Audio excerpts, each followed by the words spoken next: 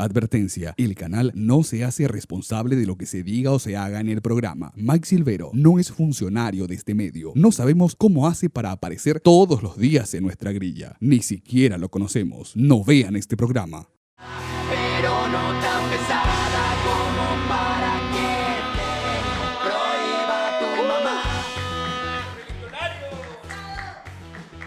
Tengo miedo hoy. Pero buenas noches, bienvenidos a Silvero. Este es el programa que se hace con el único objetivo de seguir haciéndolo, de seguir y seguir y seguir.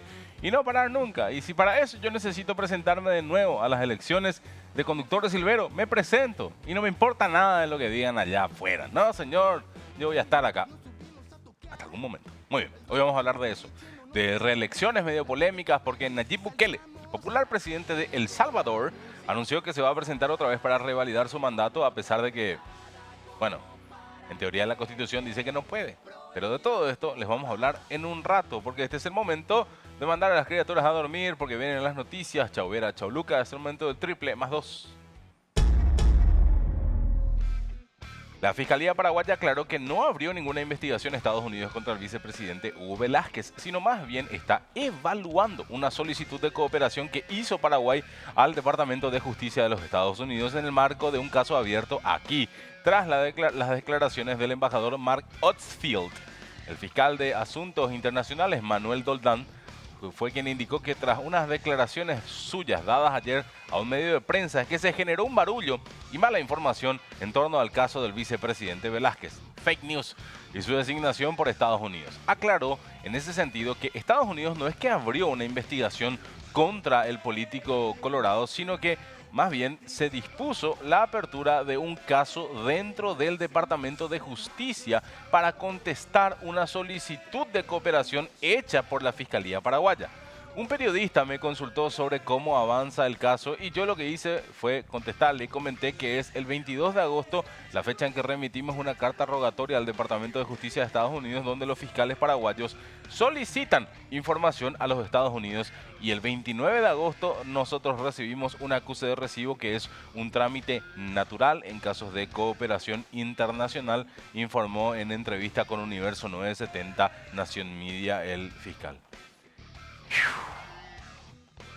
Nadie le preguntó sobre otros casos, como que por ahí nomás ahora queremos, ahí interesados en saber. Noticia número 2.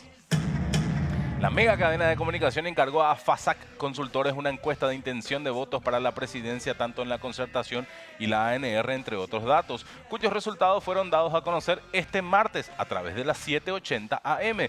Ante la consulta de si las internas coloradas fueran hoy, el resultado arrojó lo siguiente: Santiago Peña, 51,3%, Arnoldo Vins, 29,4%. En la Concertación, la gachapa Efraín Soledad alcanzó un 39,7% de preferencia, Fleitas Valmey el 22%, Burt Borja el 11% y Villarejo dos Santos solamente el 2,8%.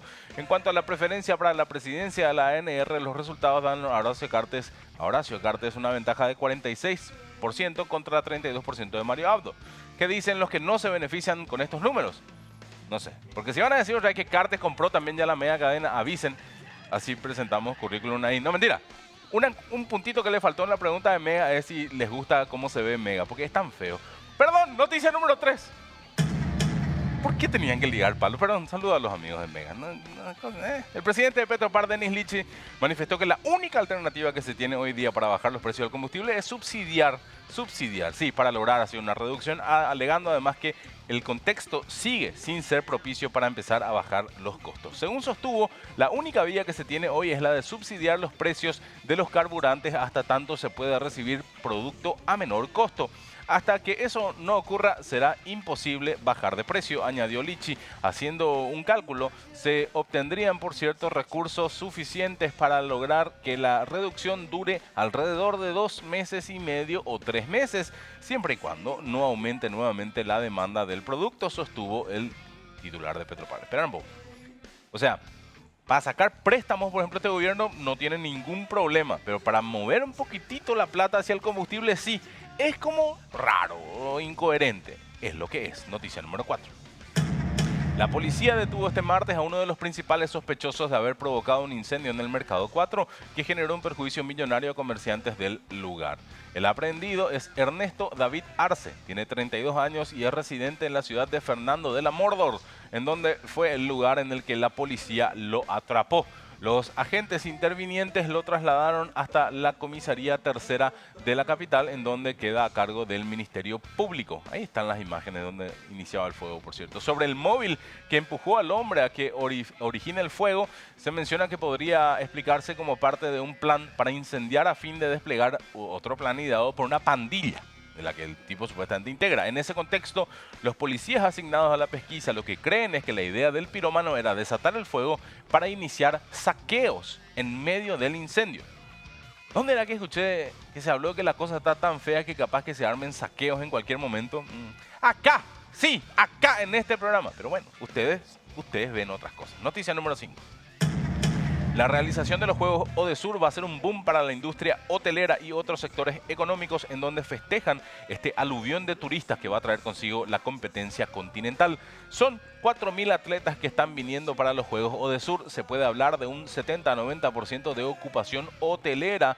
Esperamos que eso sea el primero de varios eventos para una reactivación económica total del sector, dijo Josefina Otero, representante del sector y del rubro hotelero a Radio 1 AM. Agregó que en términos generales hay capacidad para hacer frente a la gran demanda de personas extranjeras que llegarán al país. Según estiman referentes de sectores que deben prestar servicios a turistas, el volumen de ingresos al país será el más grande de los últimos años, aunque sin mucho dato hay que decirlo, ¿eh? Todos los servicios fueron contratados, con la gastronomía, el desayuno, almuerzo y cena, significó también Otero. En cuanto al rubro motelero, bueno, ese nunca está en baja y menos ahora. Se acabaron las noticias. Muy bien, gracias por las noticias, están todas publicadas en hoy.com.py. Digo para los de Mega. Regional Sustentable te ofrece varios productos que potencian tu negocio y crecimiento personal con conciencia hacia el medio ambiente. Ingresa a www.regional.com.py para conocer más detalles. En Regional creemos en vos. Personal Flow, conexión adentro, conexión afuera, conexión total, gracias. Personal. Yo a esta hora me acuerdo que tengo que tomar mi pastillita. No es azul, al pedo dicen eso. Todavía no. Más adelante quizás. Muy bien. Hablemos de nuevo de Bukele, de Nayib Bukele, del presidente de El Salvador. Una figura carismática que goza de una tremenda popularidad en su país, aunque no tanto cuando se le mira desde otros lugares. Y sí, creo que nada me define mejor a Bukele que eso de que se gana el aplauso de todo El Salvador, pero el repudio generalizado de la comunidad internacional. ¿Y por qué hablar de Bukele de nuevo ahora? Porque el líder centroamericano anunció que buscará, y casi por seguro obtendrá, la reelección presidencial. Lo de que lo quieren adentro y lo miran raro desde afuera es, por cierto, una crónica del diario El País, que hace rato con sus corresponsales y con muchos medios extranjeros vienen prestándole mucha atención a uno de los países más pobres de Latinoamérica, gobernado por un empresario de origen palestino que es publicista, experto en comunicación y en redes sociales. Es un crack en eso, es un crack. Ya hablamos en su momento de Bukele 2 veces en este programa. En ambas ocasiones lo que pasó fue precisamente lo que describen estas crónicas internacionales. Nos criticaron los salvadoreños residentes en El Salvador y nos felicitaban los salvadoreños que no viven en El Salvador. Y es que este señor se erige precisamente como el salvador de su pueblo, ¿verdad? Y muchas veces se le ve casi con un carácter mesiánico, ¿verdad? La última vez que hablamos de él, muchos salvadoreños se quejaron de que nosotros comentamos que se estaba generando una posible deriva autoritaria porque Bukele estaba avanzando para tener bajo control no solo el poder ejecutivo, o sea, la presidencia, sino también el gobierno en sí, sino también el poder legislativo, el Congreso, la Asamblea y el poder judicial, con lo que los contrapesos de poder estarían comprometidos. Y cuando se comprometen estos contrapesos, el gobernante básicamente puede elegir ser muy bueno, pero también puede elegir ser muy malo. Y eso no suele ser una buena idea. Hay muchos ejemplos de líderes políticos que acumularon demasiado poder y debido a eso se convirtieron en tiranos o fueron corrompidos con el poder, como por ejemplo sus vecinos, Ortega en Nicaragua, Hernández en Honduras, o si queremos acudir rápidamente a la ley de Godwin, Adolf Hitler, por ejemplo, ¿verdad? Y por otro lado, también hay muchos ejemplos de líderes políticos que acumularon demasiado poder y no se convirtieron en tiranos. Por ejemplo,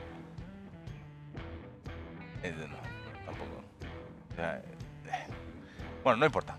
Muchos. Lo que es innegable es el talento que tiene este señor para la comunicación política, para trasladar no solo sus ideas, sino sus proyectos y sus emociones a una población que antes de él estaba en una crisis constante. ¿Saben quién era muy bueno también haciendo eso? ¡Adolf Hitler! No, perdón, basta, perdón. No se enojen. No estamos diciendo que Bukele sea como Hitler, ni mucho menos. Es un hecho que Hitler también era un comunicador carismático, pero Bukele es mucho más alto, para empezar, y además no tiene un bigote ridículo, ni tiene nada contra los judíos. Fuera de que, por cierto, es de origen palestino y capaz que tampoco les quiera tanto. No, mentira, no sé eso, mentira, no sé, perdón. Tal vez la comparación estuvo muy fuera de lugar, porque Bukele tiene una altísima aceptación entre su población. Y Hitler también la tenía, pero basta, no son iguales. Basta de hacer esto, basta, perdón. El problema es que Bukele no se parece mucho a nadie, entonces es difícil encontrar las referencias. Disculpen, no sé cómo entré en este quilombo, es ley de Godwin, no soy yo. Entonces, para cerrar este tema, Bukele no es Hitler, no se parece en nada a Hitler. Y no deberíamos seguir diciendo Bukele y Hitler en la misma frase, como si de algún modo pretendiéramos unir a ambos líderes carismáticos. Estoy haciendo lo mismo, porque tienen acumulación de poder en el mismo equipo. Basta. Volvamos a lo importante. El anuncio que hizo Bukele la semana pasada de intentar repetir mandato del 24 al 29 es realmente histórico, por muchos motivos.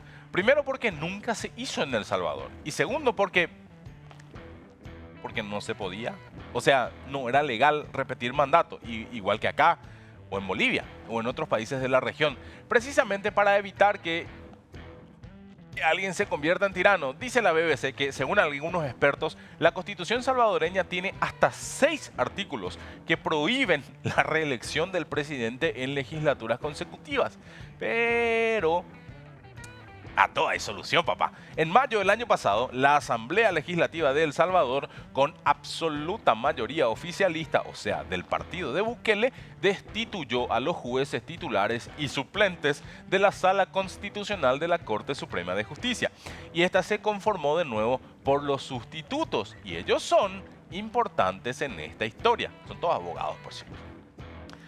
Bukele quería ser pintor de niños. Mentira, basta. ¿Por qué precisamente es importante esto? Porque la Sala Constitucional fue la que dijo, ok, tal vez no se pueda ser presidente inmediatamente después de haber sido presidente, así que lo que podemos hacer es que no sea inmediato, o sea que para que esto sea legal, sin tocar la Constitución, Bukele va a tener que cumplir una serie de requisitos bastante complicados, como por ejemplo, renunciar 6 meses antes que termine su mandato y ya está. Eso es lo que tienen que hacer. Listo.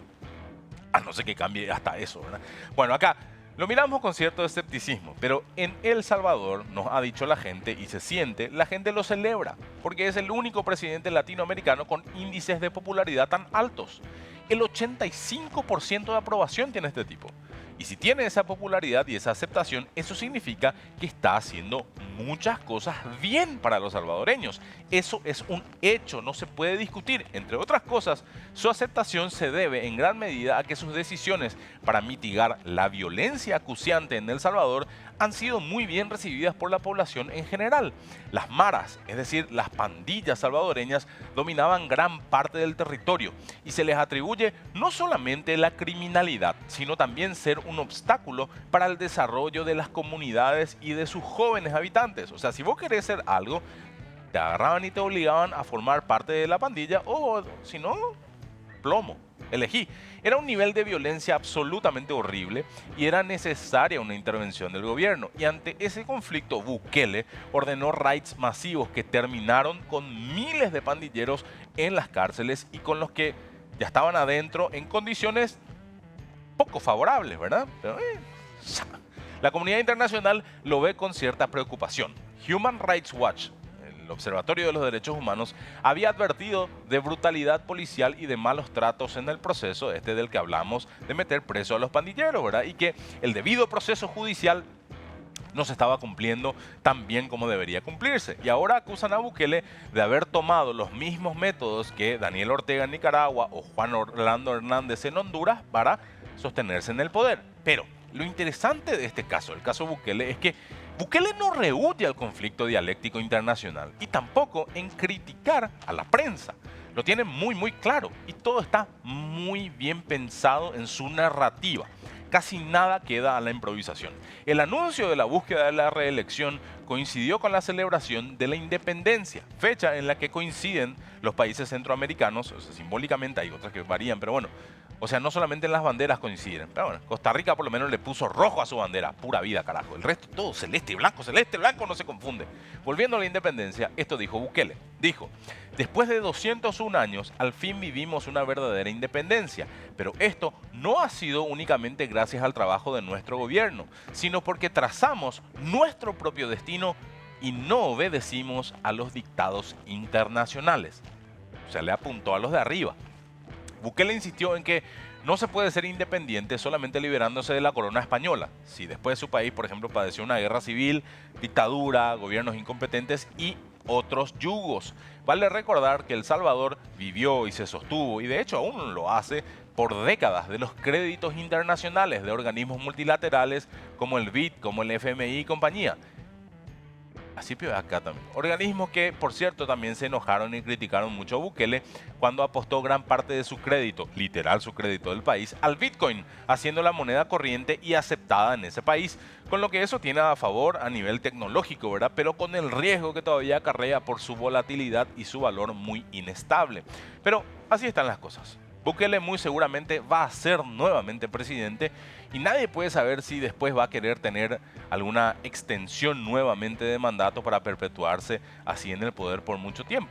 Estados Unidos le sacó muchísimo apoyo a nivel plata y político y metió esa plata en la prensa. También metió en la lista de los significativamente corruptos de esa historia a varios funcionarios y exfuncionarios salvadoreños. Pero ahí va el hombre, ¿eh? Con el apoyo popular a cuestas y con los demás poderes bien alineados a sus intenciones, lejos del equilibrio que plantean los puristas de la democracia. Y es interesante marcar esto porque la democracia es un sistema imperfecto, pero que en América Latina, no solo en El Salvador, ha representado históricamente un sistema de castas que terminó beneficiando a unos pocos y castigando a otros tantos que nunca vimos ni vieron grandes cambios positivos en sus vidas. Por eso es que figuras autocráticas o tiránicas o dictatoriales tienen tanto atractivo para nuestra gente porque transmiten esperanza, algo que el sistema democrático en sí no publicita demasiado bien. Claro que está visto que a lo largo del tiempo también el poder corrompe. O sea, los líderes que inicialmente parecen mesiánicos y salvadores terminan siendo déspotas. Eso también pasa. Pero en el proceso, qué sé yo. Ojalá no sea el caso. Ojalá le vaya todo bien al Salvador porque El Salvador y toda su población merecen ser felices. Pero en el proceso, en donde se cuece todo, ahí está el tema. Y El Salvador ahora tiene la carne recién empezando a cocinarse sobre la parrilla. Lo uniquísimo. Ayúdenle a Bukele a que tenga límites, porque en serio es difícil. Cuando acumulas más y más poder, el lado oscuro puede resultar una tentación demasiado poderosa. Era todo lo que teníamos para decir. Saludos a la gente de El Salvador. Así arranca esta edición de Silvero. Venimos enseguida. Martes recién. Ayer me dijo una señora, me río mucho con las estupideces que dicen en tu programa. Y yo así, ¿qué dicen? ¿Qué digo, señora? Por favor.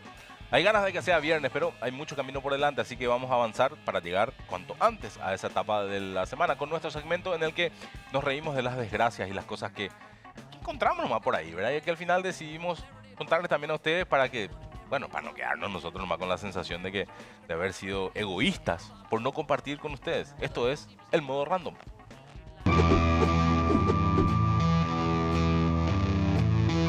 Muy bien.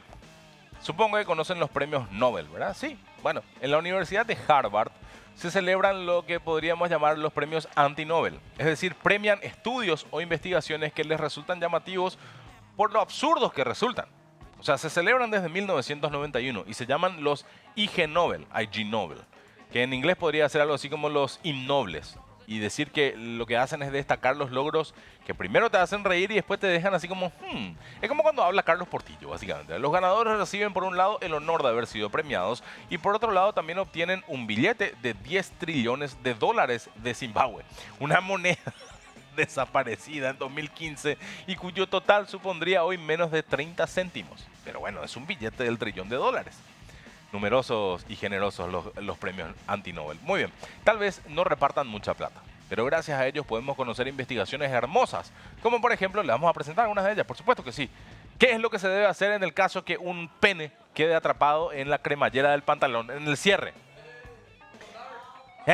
¿Viste? Todos tenemos ideas, todos tenemos ideas. O también estudios que demuestran que los orgasmos no son tan buenos como cualquier medicamento, o sí son tan buenos como cualquier medicamento descongestionante para mejorar la respiración. O sea, si estás engripadita, mi amor, no sé, hay que hacer un esfuerzo para que tengan un orgasmo también. Tampoco es tan sencillo, dale ibuprofeno.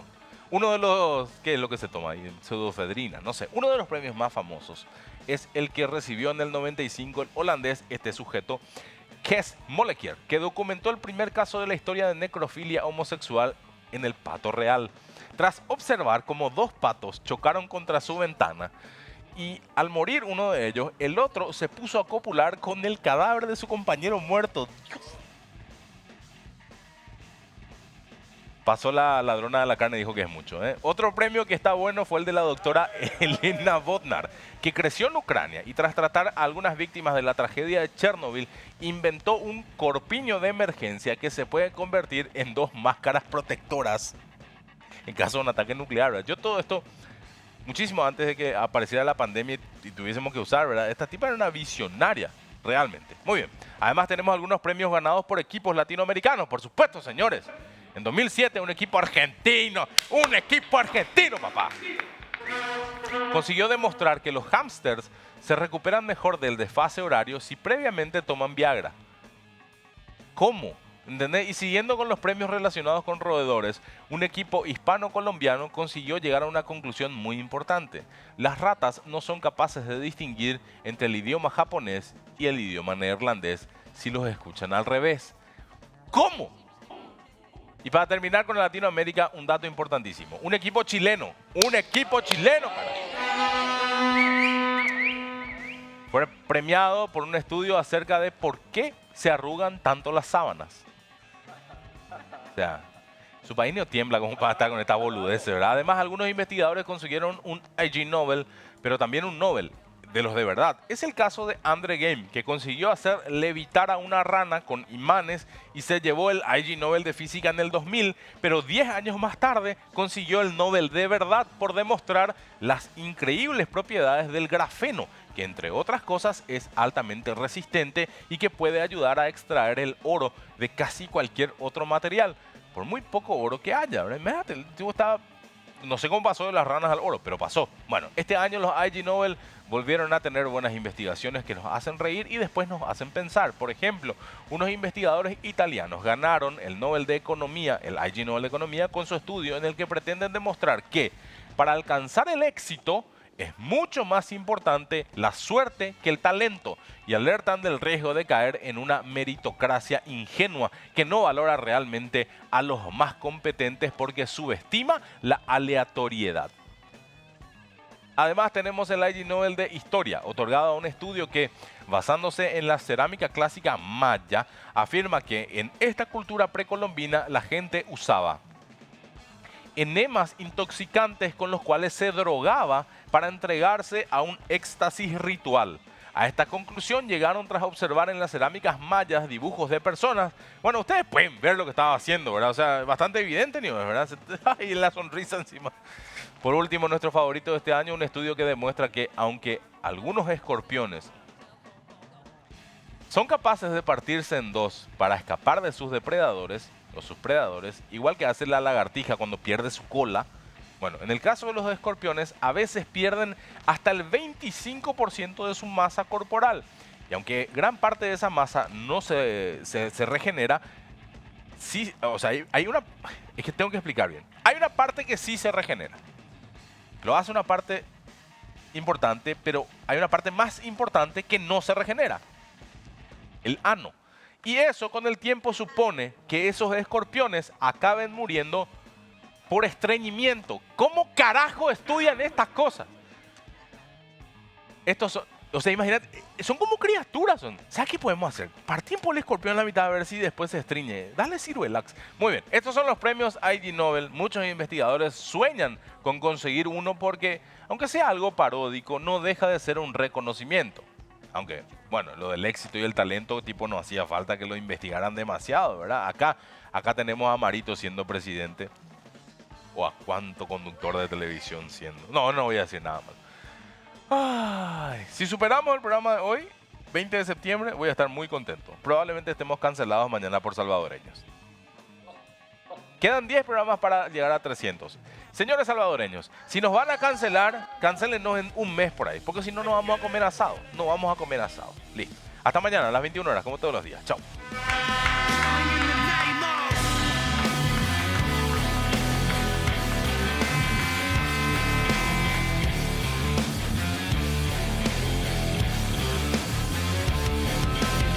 Some of those that work forces are the same that burn crosses. Some of those that work forces are the same that burn crosses. Some of those that work forces are the same that burn crosses. Some of those that work forces are the same that burn crosses. Hola, soy Mike Silvero y mis compañeros de redes me pidieron que les digan que se suscriban y hagan clic por favor en la campanita. No sé, lo de campanita a mí me suena un poco sexual, pero ellos saben lo que hacen. Creo, ¿verdad? Bueno, si no saben ya es demasiado tarde.